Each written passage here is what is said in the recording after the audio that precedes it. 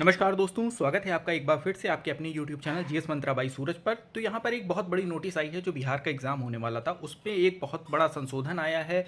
और ये नोटिस अभी थोड़ी देर पहले की ही है। एकीकृत 72वीं संयुक्त परीक्षा जो होने वाली थी 26 जुलाई को, जिसके बिहार पे मैंने पहले भी वीडियो डाला था कि अभी इसमें ई ऑप्शन की बात हो रही है प्लस बाढ़ वाली बात है। आखिर में वो बात सामने आ ही गई। उत्तर बिहार में बाढ़ को देखते हुए या फिर जो भी इसमें है अपरिहार्य कारणों का इसमें वो दिया गया है, तो मैं बता देता हूँ। एकीकृत 72वीं संयुक्त प्रारंभिक प्रतियोगिता परीक्षा दिनांक 26 जुलाई रविवार को आयोजित होनी थी। उक्त परीक्षा अपरिहार्य कारणों से स्थगित की जाती है। परीक्षा आयोजन की नई तिथि की सूचना बाद में दे दी जाएगी। अब ये मान के आप चलो कि अगस्त में तो नहीं होने वाला है इसका एग्ज़ाम, अब सितंबर में ही होगा, क्योंकि इतनी जल्दी फिर से सारी चीज़ों को मैनेज कर लेना और उसके बाद फिर एग्ज़ाम की डेट दे देना, ये मुझे नहीं लगता है कि इतनी जल्दी पॉसिबल होगा। कम से कम 1 महीने का टाइम लेंगे।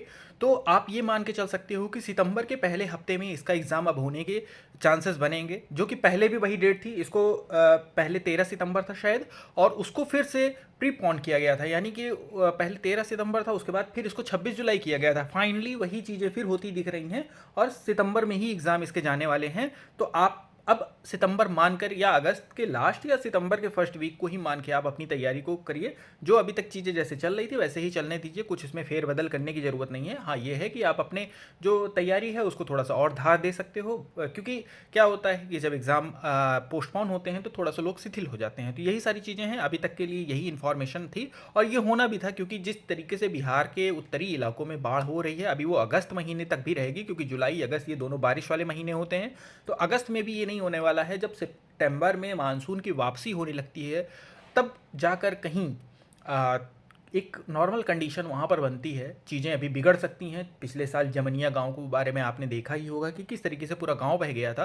तो सेम वही कंडीशन अभी भी हो सकती है और होगी ही, क्योंकि हर बार ही होता है।